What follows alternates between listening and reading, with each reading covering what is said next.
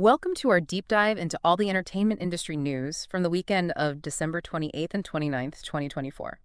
We've got a whole stack of reports to get through, from like box office numbers to all the shakeups in the streaming world. So get ready for some behind the scenes insights and maybe even some aha moments. And we'll be connecting all the dots, like we always do, and really trying to figure out the why behind these headlines. And hopefully we can offer you some food for thought about where this industry is going. Okay, so let's start talking about the box office. Domestically, 2024 brought in about $8 billion. That's actually down from 2023. Yeah, and a big part of that dip was those Hollywood strikes. I think we all remember those pretty vividly. Yeah, they really had a ripple effect, not just in Hollywood, but Yeah. across California's economy in general. I think the reports put the impact somewhere around $3 billion. Yeah, exactly. And it really shows you how much power these groups have when they act together, and also just how connected the entertainment industry is with the wider economy. Now looking at the films that actually brought in the most money this year, it seems like sequels and prequels were really popular. But here's something interesting. None of the top spots went to comic book franchises. That's something to think about. Could be that audiences are getting tired of superhero movies. Or maybe they're just ready for some news stories. Well, Wicked and A Complete Unknown both did really well with audiences and critics, so maybe people are looking for movies that can kind of bridge those two worlds. What do you think, listener? Are you feeling superhero fatigue? It's interesting to think about what all of this means for original stories in Hollywood. Will studios just stick with those familiar franchises? Or are they going to start taking some risks on new and bold ideas? We also saw teen horror making a comeback this year. On the other hand, documentaries seem to have struggled a bit. It's always fascinating to see how audience tastes shift and change. Yeah, definitely. It seems like when things are uncertain in the world, people want to escape into genres like horror. Or maybe they're looking for something more thought-provoking or something that just makes them feel good. Now let's move over to streaming. One of the things that really caught my eye this year was the trend of shorter second seasons. We're seeing it with shows like The Diplomat, The Recruit, even House of the Dragon. Right, and I think this is probably because of a lot of different factors. Production challenges, the delays from those strikes, and maybe even just budget constraints. It's interesting because it really challenges that whole binge-watching model that streaming was built on. Yeah, it makes you wonder if these shorter seasons are a creative choice or a way to save money. Maybe it's a little bit of both.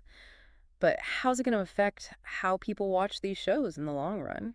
That's the big question, right? Are people going to stick with these shows that have shorter, more fragmented seasons? Or are they going to look for that traditional full season drop?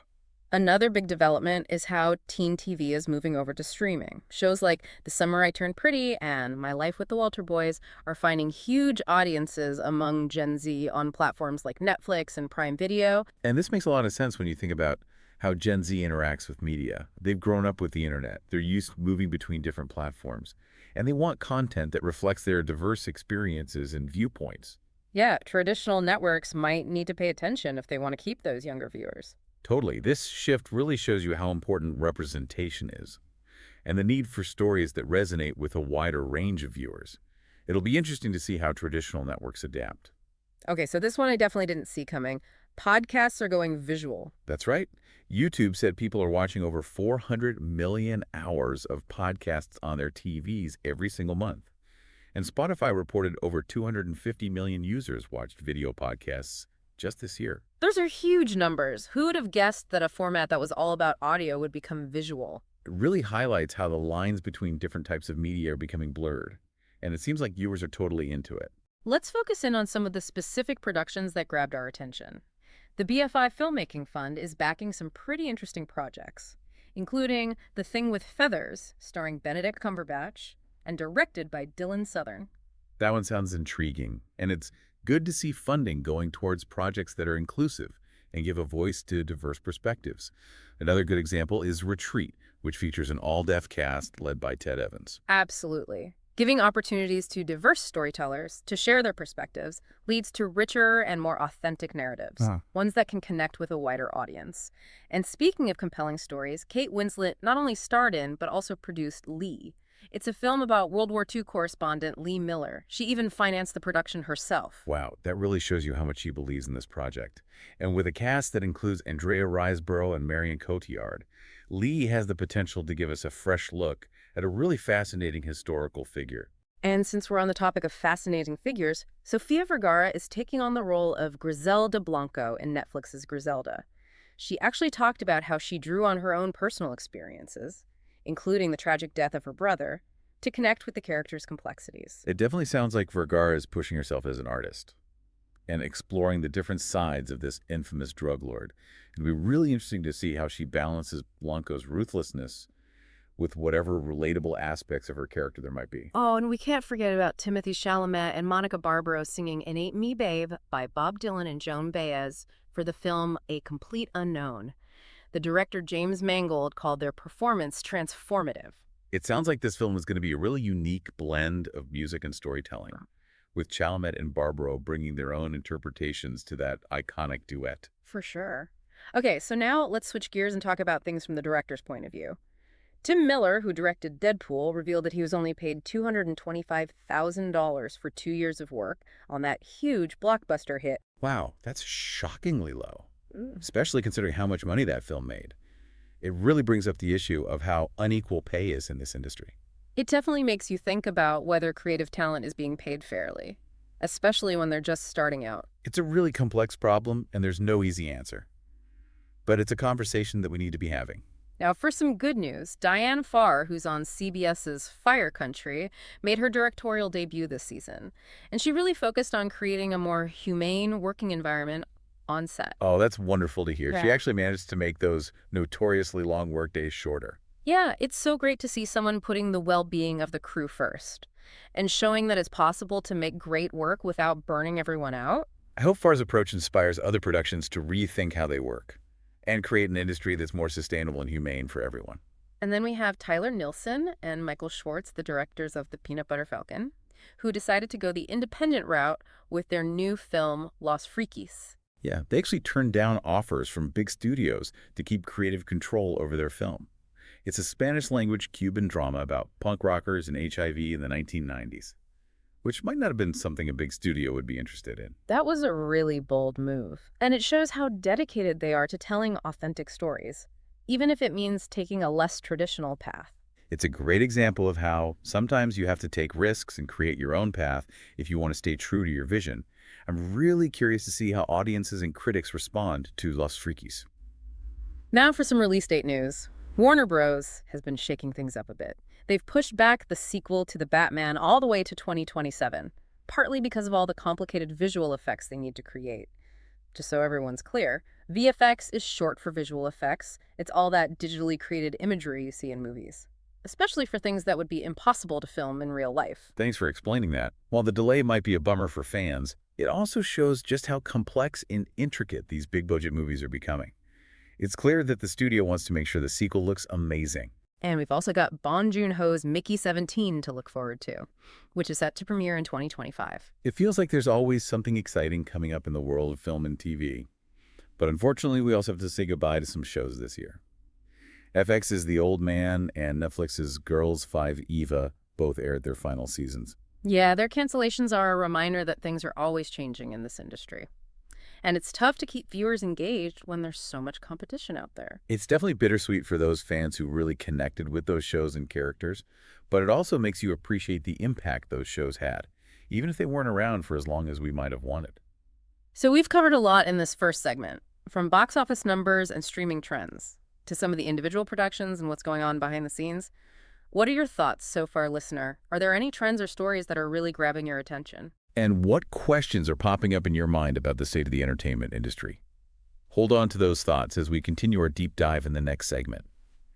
It really makes you wonder, what are networks and streaming platforms looking at these days to decide what gets renewed and what gets canceled? Yeah, is it all about those viewing numbers, or is there still room for, taking creative risks? That is the million-dollar question, right? And speaking of millions of dollars, it's interesting to see that broadcast TV actually had some wins this year. It did. CBS came out on top, thanks in large part to the Super Bowl, and NBC led with adults 18 to 49, thanks to the Olympics. So it looks like live events can still pull in a big audience, even in the age of streaming and on-demand content. Yeah, there's just something about watching those major events unfold in real time with everyone else. It's a shared experience. Meanwhile, those digital networks are seeing some serious growth. Some are reporting increases in viewership of over 400%. It really shows how people are changing the way they watch things, especially when it comes to those more niche interests. It shows you how powerful the internet is for connecting people with specific interests, and it gives a platform to more diverse voices and perspectives. And of course, we can't forget about the election year. Fox News saw a 30% jump in viewers. It underscores how relevant cable news still is, especially during those big political moments. Yeah, when things are uncertain or there's a lot of political activity going on, people want to turn to sources they trust for news and analysis. Remember how we were talking about podcasts becoming more visual? It's really interesting to see how that trend is playing out. It is. YouTube reported that people are watching over 400 million hours of podcasts on their TVs every single month. Wow, that's insane. It's almost like a modern version of gathering around the radio, but now with a visual component. Yeah, and that visual element seems to be a big part of why people are drawn to it. Spotify's data showed that over 250 million users tuned into video podcasts this year. And here's the really interesting part. Almost two-thirds of Spotify users would rather watch their podcasts than just listen. That tells you a lot about how much people like visual storytelling, even with a format that was originally just audio. It's like we're programmed to want that visual connection, even when we're listening to something. I think you're right. And podcasts aren't the only thing shifting in this direction. YouTube's top executive was saying how people are using their TVs to watch all sorts of things, from episodic shows to kids programming. So the lines between traditional TV streaming and online content are becoming more and more blurred. Yeah, definitely. It's all coming together into this multi-platform, multi-format world where viewers have way more choices and control over how they consume entertainment. And creators are having to adjust to this new landscape. They're trying out new formats and finding new ways to connect with their audiences. And that brings up a really important question. How will these trends shape storytelling in the future? What kinds of new opportunities are going to open up for creators? And what's the viewing experience going to be like in a few years? It's a pretty exciting time to be following all of this, wouldn't you say?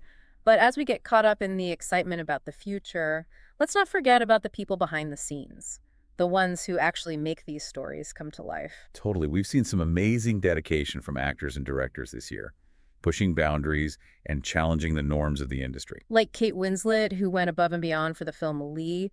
She not only starred in it, but also produced and financed it. A true passion project about World War II correspondent Lee Miller. That's a level of commitment that's really inspiring.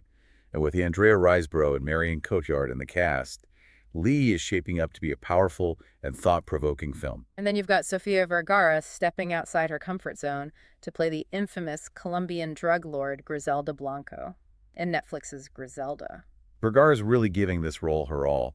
She's even said she drew on personal experiences, including the tragic death of her brother, to really get into the character's head. I'm sure it's going to be a powerful performance. And we can't leave out the musical talent in A Complete Unknown. Timothée Chalamet and Monica Barbaro are recreating that iconic Bob Dylan and Joan Baez duet, It Ain't Me, Babe. Their performance has been described as transformative by the director James Mangold. It's like they've captured the spirit of those legendary musicians and brought something completely new to the film. It really shows you how music can elevate storytelling and evoke emotions, but it's important to remember that behind all the glamour and awards, there are real people working incredibly hard to make these productions a reality. And sometimes, like we saw with Tim Miller in Deadpool, those people aren't compensated fairly for their work. Yeah, it really highlights the power imbalances in the industry Yeah. and the need for more transparency and fairness when it comes to paying creative talent. It's a tough issue, but one that we need to keep talking about. Thankfully, there are people like Diane Farr, who directed an episode of CBS's Fire Country, who are pushing for change. Farr made it a priority to create a more humane working environment. She focused on the well-being of the crew and shortened those notoriously long workdays. It's so refreshing to hear that. Hopefully her approach will catch on and we'll see more of it in the future. Yeah. It just shows that you can make quality work without sacrificing people's time and energy. And then there's Tyler Nelson and Michael Schwartz, the directors of The Peanut Butter Falcon. They made a bold choice with their new film, Los Frikis. They turned down big studio offers to keep creative control over their Spanish-language Cuban drama. It's a story about punk rockers and HIV in Cuba in the 1990s, a subject that might not have been welcomed by a mainstream studio. It speaks volumes about their artistic integrity and their dedication to telling these authentic stories, even if it means choosing a less conventional path. Sometimes the most interesting stories are the ones that challenge conventions and go against expectations. Speaking of defying expectations, Warner Bros. Has been making some big moves with their release dates. Yeah, they pushed back the Batman sequel all the way to 2027, mostly because of all the visual effects work that needs to be done. Even though fans might be disappointed by the delay, it does highlight how much detail and artistry goes into these big budget films. It takes time to create a truly stunning and immersive visual experience. And on a brighter note, we've got Bong Joon-ho's Mickey 17 to look forward to in 2025. It seems like there's always something exciting on the horizon in the world of film and television, but as we anticipate these new releases, we also have to say goodbye to some shows that ended this year. FX's The Old Man and Netflix's Girls 5 Viva both aired their final seasons. Their cancellations remind us that things are always changing in this industry. And it's a constant battle for those shows to hold on to their audience with so much competition out there. It's a tough reality for those fans who really connect with these shows and characters. It is, but it also emphasizes how powerful these shows can be, even if they're not around for as long as we'd like. So as we head into our final segment, listener, what are your biggest takeaways from what we've talked about so far? Are there any trends that you're especially curious about? And what questions are still on your mind? Keep thinking about those things as we wrap up our deep dive into the entertainment industry. We've spent a lot of time talking about like the business side of things, box office numbers, streaming trends, release dates. But ultimately, it's the creative people that make this industry what it is. Totally. Those actors, directors, writers, their passion and talent are what bring these stories to life. Right, and it's interesting to see how actors are adapting to this changing landscape. Like take Jack Quaid, for instance. He's really stepping into that action hero role with Novocaine. He plays a character who can't feel pain. Oh, wow. That's pretty different from his role in The Boys. It shows that he's willing to try new things and push himself as an actor. He's also got another thriller coming out called Companion. It seems like he's really into those physically demanding roles these days. It's always fun to see actors challenge themselves and explore new genres. And speaking of pushing boundaries, let's talk about the directors who are shaping the future of film. Yeah, like Tyler Nilson and Michael Schwartz, who we talked about earlier. They chose creative control over those big studio deals for their film Los Freakes. That commitment to telling authentic stories, even when it means taking a risk, is really inspiring. And then there's Chris and Eleanor Columbus. They're really all about creative freedom through their production company Maiden Voyage. Their partnership with Robert Eggers on Nosferatu is a great example. They're known for giving directors a lot of space to bring their vision to life. It's a very collaborative approach, and it really encourages filmmakers to take risks and try new things. It's great to see that level of trust and respect between producers and directors. It reminds you that sometimes the best films come from a shared vision and a willingness to take those creative leaps. Speaking of unexpected journeys, can you believe Hwang Dong-hyuk, the director of Squid Game, originally thought it would just be a single season? It's amazing how it's become this global phenomenon. Season 2 is being split into 2 parts, and they've already announced a Season 3 for 2025. It's interesting to see how he's handling all the complexities of a multi-season story, expanding those storylines and introducing new characters, while staying true to the heart of the show. Film festivals are so important for showcasing diverse voices and innovative storytelling. And this year's festival circuit had some really great moments. From Sean Baker's Anora winning the Palme d'Or at Cannes to Shah Rukh Khan being honored at Locarno. Those festivals give a platform to films that might not get as much attention otherwise. They celebrate the art of filmmaking and introduce audiences to new perspectives. But of course, there were also some controversies this year, like the backlash against Poland's Kamermich Festival over their comments on gender representation. Yeah, those situations highlight the ongoing conversations about diversity and inclusion in the industry, the need for more representation both in front of and behind the camera. It's a reminder that there's still a lot of work to do to make sure everyone's voice is heard and represented. Definitely. But despite the challenges, it's clear that people are still passionate about telling stories. From those huge blockbuster hits to those smaller independent films, from the shows that everyone's streaming to those festival favorites, the world of entertainment continues to capture our imaginations and inspire us. So as we wrap up this deep dive, listener, we hope you've gained some new insights into the state of the industry. We've explored the trends, the successes, the controversies, and the people who are shaping the future of film and television. What resonated with you the most? Are there any trends that you're particularly excited or worried about? What questions are still lingering in your mind? Keep exploring, stay curious, and we'll see you next time for another deep dive.